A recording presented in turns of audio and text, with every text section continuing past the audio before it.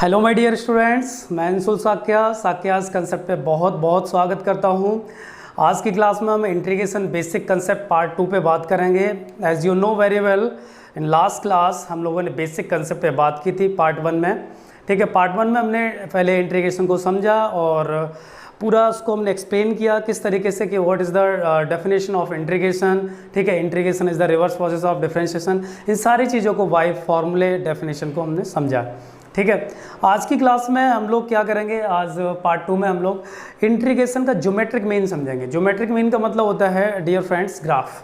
चाहे geometric mean polynomials का हो, चाहे क्वाड्रेटिक का हो, चाहे फिर इंटीग्रेशन का हो, ज्योमेट्रिक का मतलब होता है ग्राफ। ठीक है, तो हम ज्योमेट्रिकल मीन ऑफ इंटीग्रेशन समझेंगे, फिर वहाँ से काफ़ी फैक्ट्स निकालेंगे, हम उन पर डिस्कस करेंगे। ठीक है, चलिए स्टार्ट करते हैं फिर हम आज की क्लास। हेडिंग मैं आपको बता देता हूँ, हेडिंग है हमारी ज्योमेट्रिकल मीन ऑफ, ठीक है, इंटीग्रेशन। ठीक है, किस तरीके से हम ज्योमेट्रिकल मीन को समझेंगे, देखिए आप। अभी मैंने बताया कभी भी अगर आपको मैथ्स में ज्योमेट्रिकल अगर ये वर्ड मिल जाए आपको, इसका मतलब होता है सिंपली ग्राफ। ठीक है, एक्स एक्सिस वाई एक्सिस पे। चलिए अब हम इसकी ज्योमेट्रिक मीन की बात करते हैं। सपोज करो कल को किसी ने एक एग्जाम्पल पूछा, एग्जाम्पल में उसने पूछा कि sign of integration x d x का ज्योमेट्रिकल मीन क्या है। ठीक है, integration of x d x का ज्योमेट्रिकल मीन क्या है, मतलब ग्राफ क्या है। तो you know very well from last class, इसकी पावर हम 1 लिख सकते हैं। और जस्ट लाइक दिस, ये आपको पता होगा कि मैंने एक फॉर्मूला भी बताया था x to the power n का। फॉर्मूला था x to the power n plus 1 upon n plus 1। ठीक है, जो फॉर्मूला ये वैलिड नहीं है वो किसके लिए नहीं है, -1 के लिए वर्क नहीं करता, लेकिन यहाँ पे क्या है +1 है तो ये वर्क कर जाएगा। अगर उसके बिहाफ पे देखा जाए तो 1 + 1 फॉर्मूले में एक ऐड होगा, सेम गोज हियर, यहाँ पर भी यही होने वाला है, और आपको मिल जाएगा x² + 2। अब आप देखिए कि इंटीग्रेशन ऑफ x dx क्या निकल के आया, x²। ठीक है, x² + 2, ठीक है, x² / 2 + c। अगर हमें इसका ज्योमेट्रिकल मीन दिखाना है, इनडायरेक्टली मैं कह सकता हूँ मैं इसका ज्योमेट्रिकल मीन दिखाना है। किसका दिखाना, इसका। ठीक है, क्योंकि ये दोनों आपस में कैसे इक्वल हैं, तो x dx को ज्योमेट्रिकल रिप्रेजेंट करने के लिए हम x² / 2 का ग्राफ बनाएंगे। ठीक है, और c क्या है, इंटीग्रेशन कांस्टेंट, उसको भी बहुत अच्छे से समझेंगे। ठीक है, तो आई होप आप इस चीज़ को समझ पाए होंगे। मुझे ये मिटाना पड़ेगा, तो आप इसको समझ लीजिए। हम किसका ग्राफ बनाएंगे, x² + 2 + c का। मैं डायरेक्ट उधर कॉर्नर पर लिख देता हूँ। ठीक है, हम लोग बात करने वाले हैं अभी एक्स डी एक्स के फार्मूले की। एक्स डी एक्स का जो हमने फार्मूला बताया, मैं डायरेक्ट लिखता हूँ। एक्स डी एक्स का फार्मूला था, वो निकल के आया हमारा x² / 2 + c। ठीक है, तो इसका ज्योमेट्रिकल मीन निकालना है, मतलब हम x² / 2 का ग्राफ बताएंगे। आप एक चीज़ को देखिए, अगर x² / 2 लिखा हुआ है तो इनडायरेक्टली मैं 1/2 × x² कह सकता हूँ। ठीक है, 1/2 × x² का मतलब ये हो गया, अगर आपको इसका ग्राफ दिखाना है तो x² का मतलब क्या हो गया ये। ठीक है, इट इज़ अ पैराबोला। ये एक पैराबोला बनेगा। किस तरीके से बनेगा, आपको पता है फंक्शन को जनरली y मान लेते हैं, तो y = x² की फॉर्म हो गई। ठीक है, तो किस तरीके से बनेगा, ये हमारा पैराबोला बनेगा। मैं दिखाता हूँ।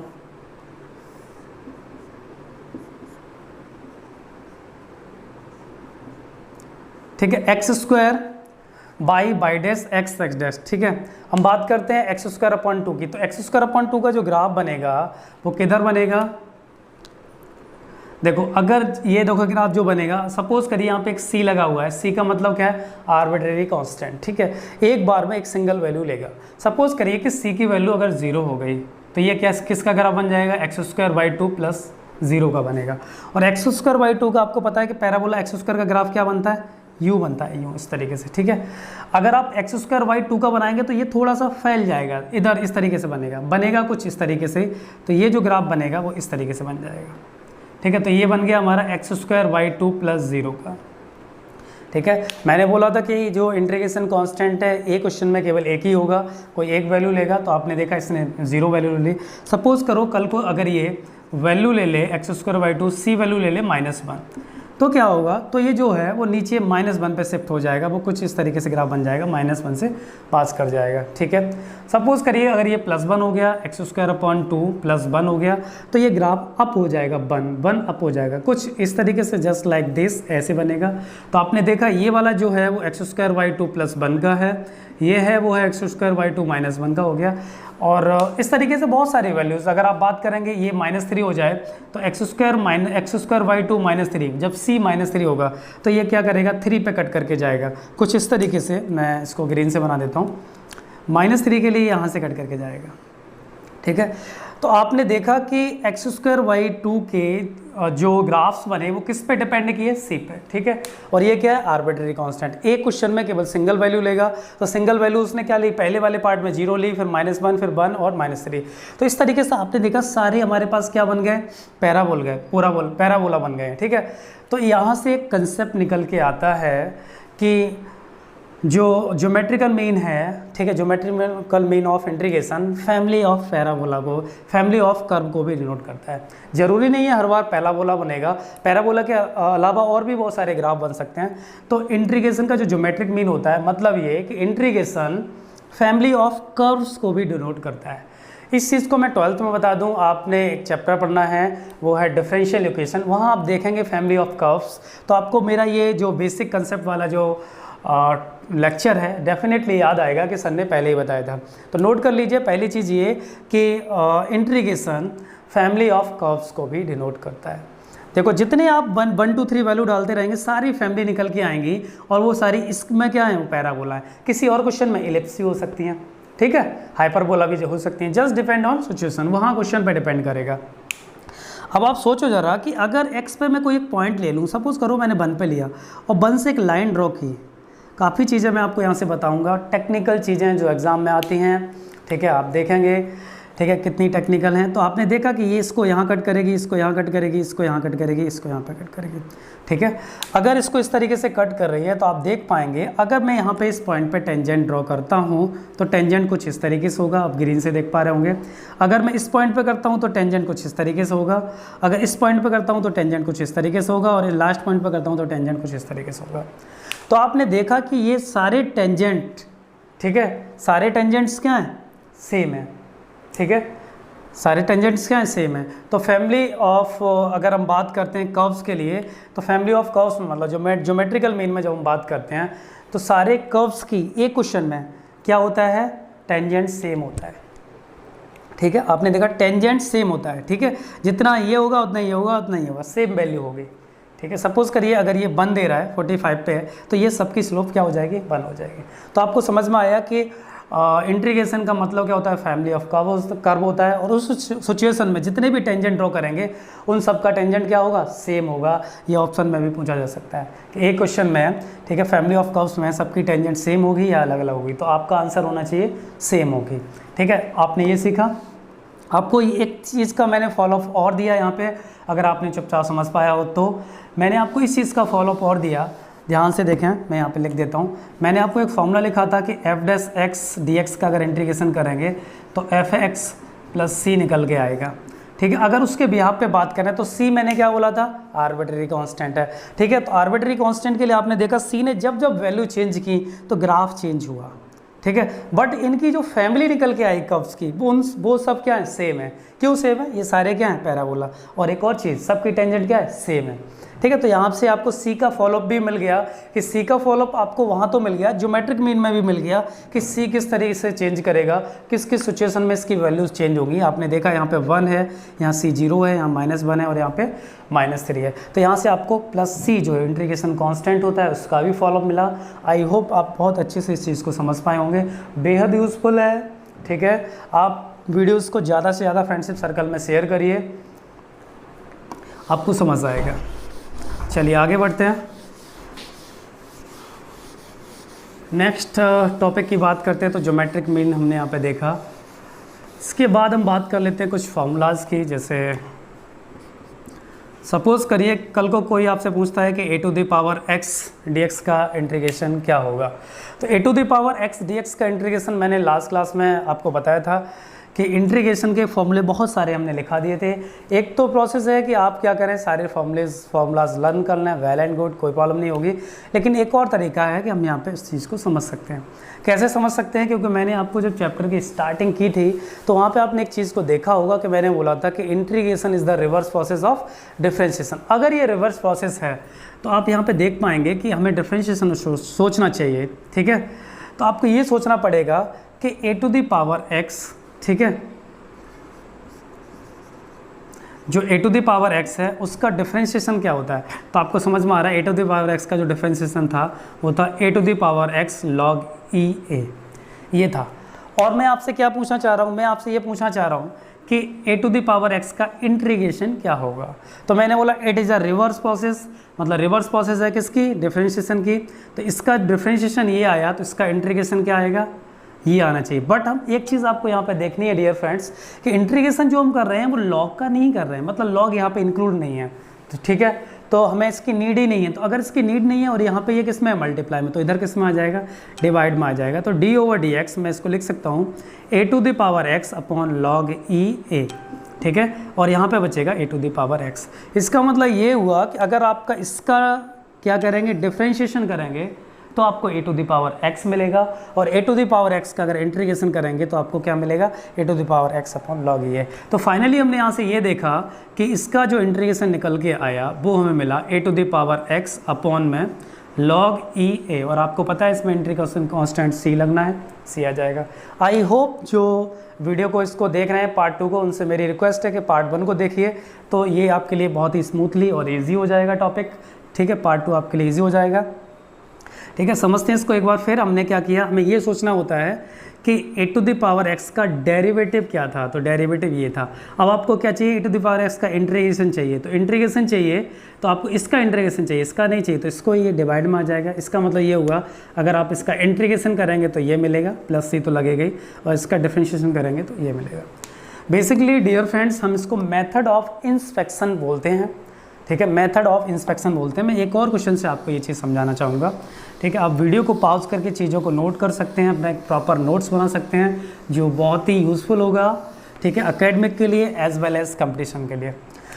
चलिए हम बात करेंगे एक और क्वेश्चन की। जैसे सपोज करिए कल को कोई आपसे पूछ ले कि find the anti derivative of sine 2x, कोई आपसे पूछे कि find the anti derivative of anti, ठीक है, डेरिवेटिव ऑफ साइन 2x, तो आप देख पाएंगे वो आपसे एंटी डेरिवेटिव का मतलब लास्ट क्लास में मैंने आपको बताया था, ये सिनोनिम्स होते हैं इंटीग्रेशन के बहुत सारे, ठीक है। एंटी डेरिवेटिव का मतलब इंटीग्रेशन, ठीक है। इंटीग्रेशन फाइंड करने के लिए हम क्या करेंगे, यहाँ पे मैं आपको मेथड ऑफ इंस्पेक्शन सिखा रहा हूँ, जैसे हमने पिछला क्वेश्चन किया था। मेथड ऑफ इंस्पेक्शन का मतलब होता है किसके बिहाफ पे इसको सॉल्व करेंगे, डिफरेंशिएशन के बिहाफ पे सॉल्व करेंगे। अब आपको ये सोचना है कि साइन 2x किसका डेरिवेटिव हुआ करता था। तो आपको पता है कि साइन 2x किसका डेरिवेटिव होता था, जब हम कॉस का डेरिवेटिव करते हैं तो हमें साइन मिलता है। तो आपको पता है कि कॉस 2x का अगर डेरिवेटिव करेंगे तो साइन मिलेगा, ठीक है। बट आपको पता है कि कॉस 2x का एक्चुअल जो डेरिवेटिव होता है वो साइन 2x तो आएगा ही आएगा, as well as minus sine 2x into 2 भी आएगा, क्योंकि आप एंगल का भी डेरिवेटिव कर रहे हैं, ठीक है। अगर आप एंगल का डेरिवेटिव कर रहे हैं तो फाइनली आपको मिल गया 2 साइन 2x, ठीक है। आपको एंटी डेरिवेटिव किसका चाहिए, आपको डियर स्टूडेंट आपको ये चाहिए साइन 2x का, आपको क्या चाहिए, एंटी डेरिवेटिव चाहिए। इसका मतलब ये हुआ कि माइनस जो 2 है इसको मूव करना पड़ेगा, और ये मूव किस तरीके से करेगा, ये मूव करेगा d ओवर डी एक्स, यहाँ पर आ जाएगा cos 2x और अपॉन में कितना आ जाएगा -2, ऐसे करके, ठीक है, और यहाँ पे हो जाएगा साइन 2x। इसका मतलब ये हुआ कि साइन 2x का जो एंटी डेरिवेटिव होगा वो माइनस का cos 2x अपॉन में क्या होगा, 2 होगा, ठीक है। आपको समझ में आया, इसी को हम बोलते हैं मेथड ऑफ इंस्पेक्शन। मतलब ये कि डिफरेंशिएशन के बिहाफ पर हम सॉल्व करते हैं। हम ये सोचते हैं कि हमें जो इंटीग्रेशन निकालना है वो किसका निकालना है, साइन का निकालना है। अगर आपको साइन 2x का इंटीग्रेशन निकालना है तो आपको ये सोचना पड़ेगा मेथड ऑफ इंस्पेक्शन में कि साइन किसका डेरिवेटिव होता था। तो आपको याद आ रहा है कि साइन जो डेरिवेटिव होता था वो cos 2x का होता था, बट cos 2x का अगर हम डेरिवेटिव करते हैं तो एक्चुअल में साइन तो आता ही आता है, एज वेल एज माइनस भी आएगा, और ड्यू टू 2x 2 और आएगा। अब आपको क्या चाहिए, ओनली साइन 2x चाहिए, तो बाकी चीज़ें जो हैं कांस्टेंट जो हैं वो अपॉन में आ जाएंगी, और इस तरीके से हमारा आंसर आ जाएगा, ठीक है। इसको बोलते हैं हम लोग मेथड ऑफ इंस्पेक्शन। आपको समझ में आया होगा, बहुत सारे क्वेश्चन हम इस तरीके से सॉल्व करेंगे। यहीं पे मैं आपको एक चीज़ और समझा देता हूँ जिससे हम मोस्टली गलती करते रहते हैं क्वेश्चंस में। जैसे सपोज़ करिए अभी मैंने आपको बताया कि a to the power x dx का इंटीग्रेशन क्या होता है, तो आपने बहुत अच्छे से समझा होगा कि इसका जो इंटीग्रेशन था वो log e a plus c हुआ। लेकिन कल को अगर किसी ने आपसे पूछ लिया कि a to the power x dA क्या होगा, तो उस सिचुएशन में अगर हम बात करते हैं तो बहुत सारे स्टूडेंट यहाँ बीट हो जाएंगे, क्योंकि जिनको बेसिक कंसेप्ट बिल्कुल क्लियर है वो विदाउट हेजिटेशन इसका आंसर रिप्लाई करेंगे और उनका आंसर सही होगा। मैं आपको बता दूं कि यहाँ पे एग्जामिनर ने गूगली डाली हुई है, अगर आप समझ पाएंगे तो समझ में आ जाएगा। यहाँ पे लिखा हुआ है DA, ठीक है। DA मतलब किसके रिस्पेक्ट में चाह रहा है, वो ए के रिस्पेक्ट में चाह रहा है इंटीग्रेशन। मतलब ये कि ए इस बार जो हमारा वेरिएबल है वो क्या हो गया, ए हो गया। इंटीग्रेशन विद रिस्पेक्ट टू ए, मैंने आपको बताया था इंटीग्रेशन में कि ये पूरा क्या रिप्रेजेंट करता है, इंटीग्रेशन विद रिस्पेक्ट टू ए। और ये वाला पार्ट क्या होता है, इंटीग्रल। आगे जो आउटपुट आता है वो क्या होता है, इंटीग्रैंड, ठीक है। As I told you in last video, so a to the power x into d a. आपने देखा कि अगर a to the power x की बात कर रहे हैं और ए के रिस्पेक्ट में करना है तो एक्स इस बार डियर फ्रेंड्स क्या बनेगा, कांस्टेंट बन जाएगा। और अगर ये कांस्टेंट बन गया तो जस्ट बिहेव किसकी तरह करेगा, मैं आपको बता देता हूँ वो भी। ये बिहेव करेगा x to the power n dx की तरह। क्यों करेगा, क्योंकि यहाँ पे वेरिएबल क्या है, x है। अगर x है तो x के रिस्पेक्ट में किया तो n उस केस में क्या था, कांस्टेंट था। और उसका फॉर्मूला आपको पता है, ये जनरल फॉर्मूला होता है n+1 अपॉन n+1+c। तो आपने देखा कि ये इस तरीके से ट्रीट किया जाएगा। आई मीन कि इसका जो डेरिवेटिव निकल के आएगा वो आएगा, सॉरी इसका जो इंटीग्रेशन निकल के आएगा वो आएगा a to the power x+1 upon में x+1 प्लस c। क्यों आया, क्योंकि हमने यहाँ पे x को क्या कंसीडर किया है, ठीक है, कांस्टेंट किया है। क्यों, क्योंकि ये चीज़ डिसाइड करेगा जब भी आप कभी भी आप इंटीग्रेशन करने जाते हैं तो ये देखिए कि वेरिएबल क्या यूज किया है। जैसे सपोज करिए कल को आपको x sin a दे दे और dA पूछ ले, तो उस सिचुएशन में आपको क्या करना है, आपको क्या करना है, उसके लिए x क्या हो गया, कांस्टेंट। अगर ये x कांस्टेंट है तो पूरे इंटीग्रेशन से बाहर आ जाएगा और साइन ए डी ए हो जाएगा, ठीक है। और साइन ए का इंटीग्रेशन होता है माइनस कॉस ए, ठीक है। और यहाँ पे क्या लगेगा, इनटू लगेगा क्योंकि इनटू में, और प्लस सी। तो फाइनली जो आंसर आया वो आ गया x cos a plus C, minus का x cos a plus C. I hope अब आपको ये भी समझ में आ गया होगा कि कल को अगर कोई आपसे पूछ ले x dy क्या होगा। अगर कोई आपसे x dy पूछ रहा है तो इसका मतलब ये हुआ कि x कांस्टेंट है, अंदर केवल लिखा हुआ है dy। और आपको पता है कि dy का जो इंटीग्रेशन होगा, मैं इनडायरेक्टली x इंटू सॉरी ये मैं इनडायरेक्टली लिख सकता हूँ x into 1 into d y. और आपको पता है कि 1 किसका इंटीग्रेशन डिफ्रेंशिएशन होता था, x का। तो 1 का इंटीग्रेशन क्या हो जाएगा, ठीक है, होगा तो बाई। क्यों होगा, क्योंकि यहाँ पे वेरिएबल बाई है। याद रखना, आप अपने माइंड में x ही नहीं रखना है। यहाँ पे 1 का इंटीग्रेशन बाई के रेस्पेक्ट में क्या हो जाएगा, बाई हो जाएगा। तो आंसर आ जाएगा xy प्लस सी, ठीक है। तो एक और चीज़ आपको समझ में आई होगी, अगर सपोज करो कल को उसने यहाँ पे इस तरीके से लिख दिया integration of d log a, ठीक है। तो यहाँ पे जो इसका आंसर आएगा वो डियर फ्रेंड्स आएगा ओनली क्या आएगा, log a प्लस सी। क्यों आएगा, क्योंकि अभी अभी मैंने आपको सिखाया कि अगर कोई आपसे पूछे dy का इंटीग्रेशन क्या होगा, इसका मतलब यहाँ पे लिखा हुआ है 1 इंटू डी वाई, और 1 इंटू डी वाई का बाई आ जाएगा। कैसे आएगा, मैं इसको वैसे भी एक और मेथड से आपको समझाने की कोशिश करता हूँ। आपको पता है जो बच्चे PCM के हैं वो इस चीज़ को बहुत जल्दी ग्रिप में करेंगे, और जो अदर स्ट्रीम के हैं उनको भी समझ में आएगा, डजेंट मैटर, उनको भी समझ में आने वाला है। मैं आपसे पूछता हूँ dy का मतलब होता है very very small part of by. जो dy है that is mean very very small part of by. इसका मतलब ये है कि छोटे छोटे इंटीग्रेशन का मतलब और क्या होता है, ऐड करना। इंटीग्रेशन का मतलब क्या होता है, ऐड करना। मैंने आपको फर्स्ट वीडियो में बताया था। तो अगर dy को बहुत छोटे छोटे टुकड़ों को आप ऐड करते चले जाएंगे तो फाइनली क्या मिलेगा, आपको बाई मिलेगा। समझ पा रहे होगे। जैसे सपोज करिए पूरा हमारा क्या है, बाई है, ये जो वाला पार्ट है वो dy है। अब इसके छोटे छोटे जितने भी पार्ट हैं उन सारे पार्ट्स को अगर हम ऐड कर लेंगे तो क्या आ जाएगा, बाई आ जाएगा। सेम एज एयर हमने यहाँ पे क्या देखा, इसका जो इंटीग्रेशन आएगा वो बाई आ जाएगा, ठीक है। तो आप ऐसे भी समझ सकते हैं कि इसका मतलब क्या होता है, very very small part of by. By के छोटे छोटे टुकड़ों को ऐड करेंगे तो ज़्यादा से ज़्यादा क्या मिलेगा, बाई मिलेगा, बाई प्लस सी। सी तो इंटीग्रेशन कांस्टेंट है as you know very well, ठीक है। तो आपको समझ में आ रहा है कि कैसी कैसी चीज़ें मिल सकती हैं।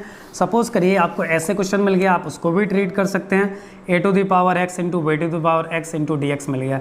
इस बार आपने देखा कि दोनों ही क्या हैं, इसमें जो वेरिएबल है वो क्या है, एक्स है, ठीक है। तो इस बार जो कांस्टेंट बनेगा वो क्या बनेगा, ए और बी बनेगा।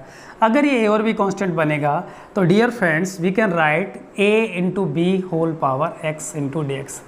अब आप देख पाएंगे कि इसको हम किस तरीके से ट्रीट करेंगे। अगर आप ध्यान से देखें तो ये हमारा ट्रीट हो रहा है ए की तरह, जो मैंने पूछा था a to the power x, ठीक है। तो a to the power x का जो फॉर्मूला था वो क्या था, a to the power x मतलब a b to the power x upon में लॉग ई ए बी आ जाएगा। ए की जगह क्या है, ए बी है तो ए बी आ जाएगा। अब लॉग की प्रॉपर्टी से same log a plus log B भी लिख सकते हैं, मतलब ये प्लस सी तो आना ही है। मैं इसकी प्रॉपर्टी से इधर लिख देता हूँ a into b to the power x. और जो बच्चों को लॉग की प्रॉपर्टी की नॉलेज है उन्हें पता है ये m इंटू एन की तरह काम करेगा, तो ये हो जाएगा log a plus log b. I hope आप समझ पाए होंगे। ये a to the power x into b to the power x को सेपरेट भी कर सकते हैं। तो इस तरीके से आपको क्वेश्चन को अप्रोच करना है, आपको बिल्कुल भी हेजिटेट नहीं होना। सबसे पहले जब आपके सामने क्वेश्चन आता है तो आपको अटैक करना है वेरिएबल पे। वेरिएबल देखने के बाद जिसमें वो वेरिएबल नहीं है इसके लिए वो अनजान हो गया, और अनजान का मतलब मैथ्स में बोलते हैं कांस्टेंट। कांस्टेंट है तो उसको इंटीग्रेशन से बाहर कर दीजिए, ठीक है। बहुत सारे क्वेश्चन इस तरीके से आते हैं और बच्चे बीट हो जाते हैं, जैसे वहाँ गलती कर बैठते हैं क्योंकि हम लोग इतना ध्यान देते नहीं। साइन ए डी एक्स आ गया, ठीक है, तो यहाँ पे हम लोग क्या करते हैं इसका कॉस ए कर देते हैं। ऐसा नहीं होगा, यहाँ पे साइन ए क्या है, कांस्टेंट है, क्योंकि आप एक्स के रिस्पेक्ट में बात कर रहे हैं तो यहाँ पे डी एक्स बचेगा। मतलब ये है कि साइन ए तो एज इट इज़ ऐसे ही रहने वाला है, और एक्स का यहाँ आपको पता है, देखो very small part of x, तो इसका इंटीग्रेशन ऐड करके क्या आ सकता है, एक्स आ सकता है, तो इंटू एक्स प्लस सी। तो फाइनली जो आंसर आया वो एक्स साइन ए प्लस सी आ गया। तो आई होप आपने इस चीज़ को बहुत अच्छे से समझने की कोशिश की होगी। नेक्स्ट पार्ट में भी मैं बेसिक कंसेप्ट पार्ट 3 की बात करूंगा, वहाँ पे चीज़ें आपको सिखाई जाएंगी। अभी बहुत सारे फार्मूलाज हैं, उनको किस तरीके से लर्न करेंगे, सुपर टिक्स भी मैं इसमें बताने वाला हूँ। तो बेसिक कंसेप्ट पार्ट 3 देखना बिल्कुल भी नहीं भूलिए, और जिसने पार्ट 2 देख लिया, ठीक है, वो पार्ट 2 ज़रूर देखे, और जो पार्ट 2 देख रहा है और इसने पार्ट 1 नहीं देखा है तो मेरी रिक्वेस्ट है कि उसको भी देखे, जिससे आपकी इंटीग्रेशन की जितनी भी बेसिक्स की प्रॉब्लम है वो मिनिमाइज़ हो जाएंगी, ठीक है। तो आई होप आपने आज का वीडियो एंजॉय किया होगा, समझा होगा, और आप अपनी लाइफ में इसको यूज़ करेंगे जहाँ जहाँ इंटीग्रेशन की चीज़ें आएंगी, चाहे कंपटीशन में हो या फिर एकेडमिक में हो, ठीक है। और बहुत अच्छी चीज़ है, आप लोग इनको चीज़ों को शेयर कर रहे हैं, लाइक कर रहे हैं, कमेंट कर रहे हैं, और हमारी रिक्वेस्ट भी है, और आई होप कि यू विल कंटिन्यू दैट, आप करते रहेंगे ये सब चीज़ें। तो इस तरीके से करते रहिए। आज की क्लास में इतना ही है। Thanks a lot for today.